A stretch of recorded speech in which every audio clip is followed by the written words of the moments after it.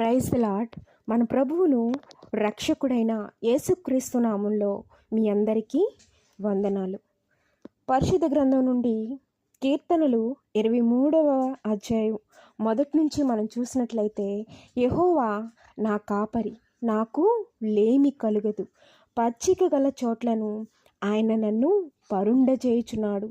శాంతికరమైన జలముల యొద్ద నన్ను నడిపించుచున్నాడు. ఆమేన్. మరి ఈ వాక్యాన్ని మనం చూసినట్లయితే మరి యెహోవా నా కాపరి, నాకు లేమి కలగదు. పచ్చిక గల చోట్ల ఆయన నన్ను పరుండచేయుచున్నాడు. ఆమేన్. మరి ఈ వాక్యంని మనం ముందుకు చూసినట్లయితే, మరి యెహోవా నా కాపరి అనగా యేసయ్య మన జీవితాల్లో యేసుని మన కాపరిగా మనం చేసుకున్నట్లయితే మన జీవితంలో గొప్ప ఆశీర్వాదం, నెమ్మది. ఎందుకనగా మనం ఒక గొర్రెలను కాస్తున్న కాపరిని మనం చూసినట్లయితే ఈ లోకంలో ఆ గొర్రెలను ఎంత సంరక్షిస్తాడో అందరికీ తెలుసు కదండి. వాటిని ఎంతో చక్కగా మరి నడిపిస్తూ ఉంటాడు. మరి వాటికి కావలసిన ఆహారం ఎక్కడైతే ఉంటుందో ఆ ప్లేస్కి నడిపిస్తాడు. ఎందుకంటే మన దేవుడు చెప్తా ఉన్నాడు కదండి, మరి ఆకాశ పక్షులు విత్తవు, కోయవు, గరిసెలలో దాచుకొనవు, కానీ వాటిని ఎంతో అద్భుత రీతిగా మరి పోషిస్తున్న దేవుడు మిమ్మల్ని అంతకంటే మరి మీరు శ్రేష్ఠులు కాదా అని యేసయ్య అంటున్నారు కదా.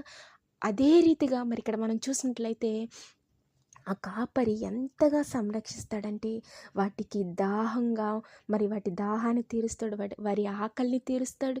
మరి వాటిని ఎంత సంరక్షిస్తాడంటే వాటికి ఎంతో చక్కటి షెల్టర్ని కూడా ఏర్పరుస్తాడు. ఎందుకంటే ఏ అపాయము వారికి సంభవించకుండా, ఏ జంతువుల నుంచి వాటికి హాని కలగకుండా ఎంతగానో వాటిని సంరక్షిస్తూ ఉంటాడు. ఎంతో మరి ముందుగా నిలబడి వాటిని సంరక్షిస్తూ నడిపిస్తూ ఉన్నట్లు కనపడతాడు, కానీ తన కళ్ళు మరి వాటికి ఏ ఆపద వస్తుందా అంటూ చుట్టూ కూడా 1000 కళ్ళతో చూస్తాడు. మరి ఒక కాపరిగా ఉంటూ ఒక గొర్రెల్ని అంతగా కాస్తున్న ఈ లోకంలో అంతగా గొర్రెలను కాస్తున్న కాపరికే ఆ గొర్రెలపై అంత మమకారం, అంత శ్రద్ధ ఉన్నప్పుడు మన కాపరి, మన నిజమైనటువంటి పరలోకపు తండ్రి, మన నిజ కాపరి మనల్ని ఎంతగా సంరక్షిస్తాడండి. ఈ లోకంలో మనం చూసినట్లయితే ఉదాహరణకి మరి కొంతమంది మనుషులు ఉంటారు కదండి, ఏదైనా ఒక ఆపద వచ్చినా, లేకపోతే ఎవరైనా దొంగలు పడినా, లేకపోతే ఏదైనా వాళ్ళకి భయం అనిపించినా, మరి ఈ రోజుల్లో అయితే అది కామన్ అయిపోయింది, గార్డ్స్ని పెట్టుకుంటారు చుట్టూ, లేకపోతే కొన్ని పరిస్థితులను బట్టి సెక్యూరిటీ పెట్టుకుంటారు, లేకపోతే వారి చుట్టూ కూడా గార్డ్స్ని పెట్టుకుని వెళ్తూ ఉంటారు కదండి. కానీ నేనంటాను, యేసయ్యని మన కాపరిగా మనం ఎప్పుడైతే మన హృదయాల్లో ఉంచుకుంటామో మన యేసయ్యే మనకు పెద్ద మరి సెక్యూరిటీ అంటాను నేను. ఆయన 1000 వ్యూహాలు కలిగిన తండ్రి. అవును కదా. మరి ఒక్కసారిగా మనం హిజ్కియాని జ్ఞాపకం చేసుకున్నట్లయితే నాకు చాలా అది చదివినప్పుడల్లా మరి దేవుణ్ణి స్తుతించకుండా ఎవరూ ఉండలేరు కదండి. ఎంత గొప్ప కార్యం. మరి హిజ్కియా ప్రార్థించినప్పుడు మరి దేవుడట మరి ఒకే ఒక్క రాత్రిలో 185,000 మందిని హతమార్చాడట. మరి ఆయుధాలు లేవు, ఏమీ లేవు, మరి మనుషులు పోరాటానికి వెళ్ళలేదు, కానీ కేవలం ఒకే ఒక్క రాత్రిలో దేవుడు అంతమంది సైన్యాన్ని, శత్రు సైన్యాన్ని హతమార్చాడు. చిన్ని ప్రార్థనకు కదండి.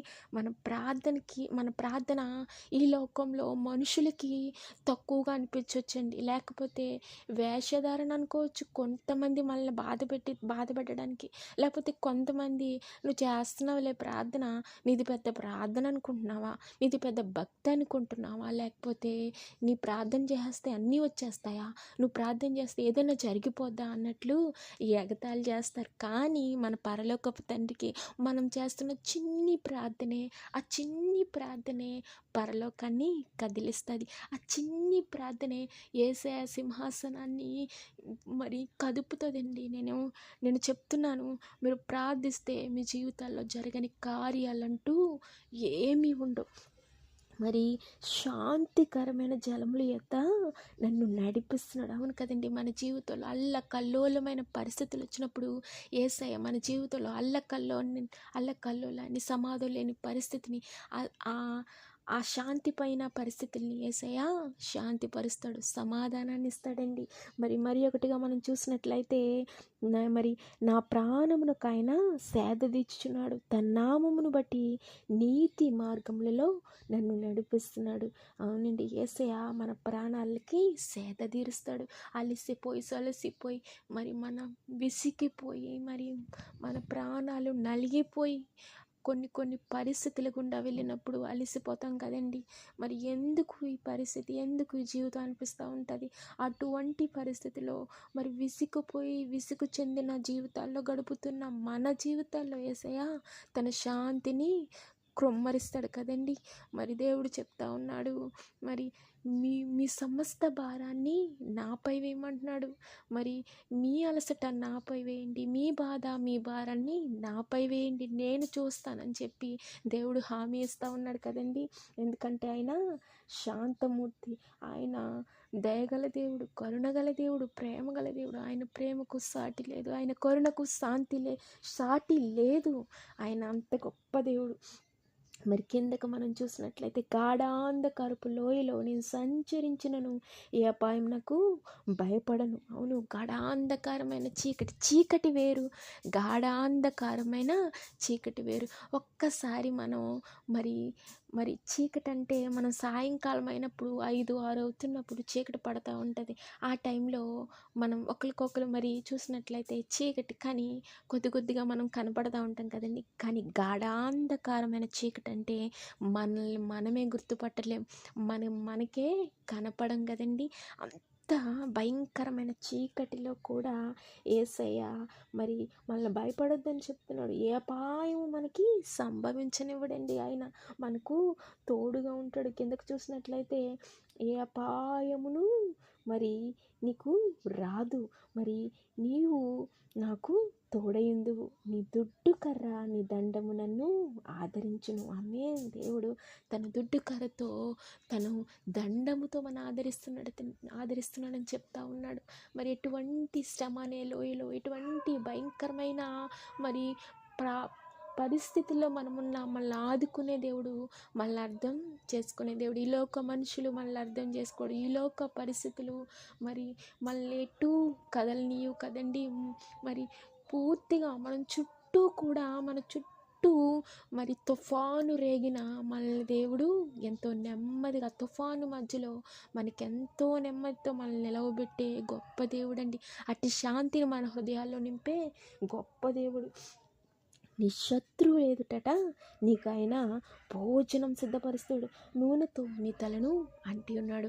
మన శత్రువులు ఎదుటే మనకి భోజనాన్ని పెడతా అంటే మన శత్రువుల్ని సహా మనకి మిత్రులుగా చేయగల శక్తివంతుడు. ఎవరైతే నిన్ను దూషిస్తారో, ఎవరైతే నిన్ను ఎగతాళి చేస్తారో, ఎవరైతే నిన్ను అవమానిస్తారో వారి ముందే నిన్ను సింహాసనాన్ని ఎక్కించే దేవుడు ఆయన. వారి ముందే నిన్ను గొప్పగా చేసే దేవుడు. నేను తలగా తప్ప తోకగా చేయనని ఆయన వాగ్దానం ఇస్తూ ఉన్నాడు. మనం ఆయన నమ్మినప్పుడు, ఆయన మన హృదయాల్లో చేర్చుకున్నప్పుడు గొప్ప శాంతి సమాధానంతో ఆయన నింపుతాడండి. మరి నేను బ్రతుకు దినములన్నీ కృపాక్షేమములే నా వెంట వచ్చును, చిరకాలం యెహోవా మందిరంలో నేను నివాసం చేసేది. ఇంతకంటే గొప్ప ధన్యత మన జీవితాల్లో ఎక్కడొస్తుందండి? ఎక్కడికి వెళ్ళినా, ఏ ప్రాంతానికి వెళ్ళినా, ఎక్కడున్న మన జీవితాల్లో లేని శాంతి యేసయ్య సన్నిధిలో, యేసయ్య ఆశ్రయంలో, యేసయ్య మరి తోడులో మనకి దొరుకుతుందండి. యేసయ్యలో మనకి శాంతి, సమాధానం. మరి ఈ ప్రపంచంలో ఎక్కడా దొరికినటువంటి ప్రేమ మరి ఈ లోకంలో ఇప్పుడు చూసినట్లయితే ఈ ప్రస్తుత దినాల్లో ప్రేమ అనేది కొదువైపోతూ ఉంది. ఈ లోకంలో శాంతి అనేది కొదువైపోతూ ఉంది, సమాధానం అనేది కొదువైపోతూ ఉంది. మనుషులే అర్థం చేసుకోవట్లేదు, బంధాలకు విలువ లేదు, బంధుత్వాలకు విలువ లేదు, రక్త సంబంధులకు విలువ లేదండి. ప్రతీది కూడా మనుషులకి మరి వ్యాపారం అయిపోతూ ఉంది. ఎవరి స్వార్థం వాళ్ళదే, ఎవరి పరిస్థితులు వాళ్ళే. కానీ దేవుడు అంటున్నాడు, నిన్ను నిన్నుగా ప్రేమించే దేవుడు యేసు మాత్రమే. అంతే కదండి. ఎప్పుడు ఆయన ఒక్కలాగానే ఉంటాడు. నిన్న నేడు నిరంతరం ఏకరీతిగా ఉన్న దేవుడు మన దేవుడు. ఉన్నవాడును అనువాడును చెప్తున్న దేవుడు మన దేవుడు. నీ జీవితంలో అసాధ్యాల్ని సుసాధ్యం చేసే దేవుడు మన దేవుడు. ఏ పరిస్థితి అయినా మరి మార్చగల దేవుడు మన దేవుడు. మరి ఈ ఈ సమయంలో మీ అందరికీ కూడా నేను చెప్తున్న మాట, మరి యేసయ్యని మన జీవితాల్లో కాపరిగా మనం చేసుకున్నప్పుడు ఏ కొదువ, ఏ లోటు ఉండదండి. మన జీవితాల సమస్తాన్ని అనుగ్రహించే దేవుడు. మరి ఈ దినాన్ని ప్రతి ఒక్కరం కూడా యేసయ్యని కాపరిగా మన జీవితాల్లో ఆహ్వానిద్దామా? మరి ఆహ్వానించినట్లయితే మరి ఈ సమయంలో మరి యేసయ్యని మరి ఆయనకి స్తుతులు చెల్లిస్తూ మరి ఈ సమయంలో యేసయ్యని మన కాపరిగా ఒప్పుకుందామండి. మన జీవితాల్లో ఆహ్వానించి గొప్ప సమాధానాన్ని, శాంతిని ఆయన ద్వారా అందరూ పొందుకోవాలని ఆశిస్తూ దేవుడి కొద్ది వాక్యం దీవించును గాక. God bless you. ఆమేన్.